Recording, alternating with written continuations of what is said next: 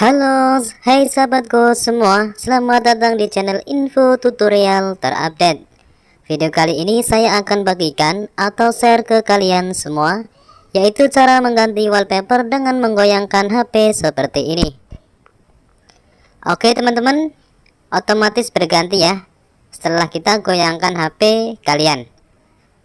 Oke, cara ini sangat berguna buat kalian yang bosan dengan wallpaper yang kalian gunakan saat ini dan ingin menggantinya tanpa perlu masuk ke pengaturan ataupun setelan. Oke, untuk melakukannya sangat mudah sekali. Silahkan simak videonya sampai selesai. Dan jangan lupa, buat kalian yang belum subscribe, silahkan subscribe terlebih dahulu agar kalian tidak ketinggalan info tutorial berikutnya. Baik teman-teman, untuk melakukannya di sini kita membutuhkan satu aplikasi, yaitu Auto Wallpaper. Kalian bisa download di Play Store ataupun pada link yang ada di deskripsi video ini. Oke, setelah kalian download aplikasinya, kemudian kita buka aplikasinya teman-teman. Oke, dan kemudian di sini kita klik izinkan saja. Oke teman-teman, di sini sudah disediakan album ya, album pertama dari aplikasinya.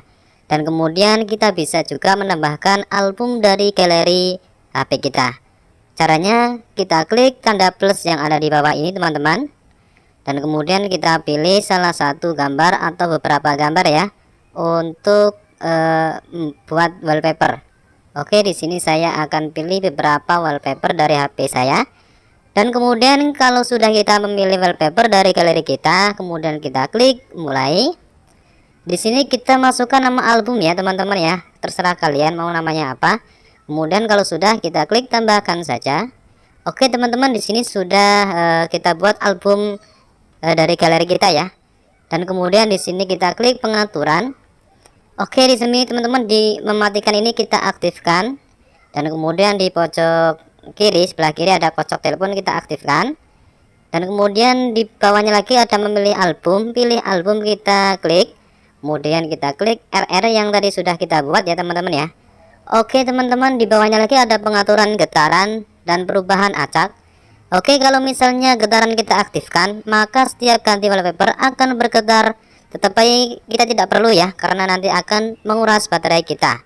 Oke, kemudian kita klik kembali teman-teman.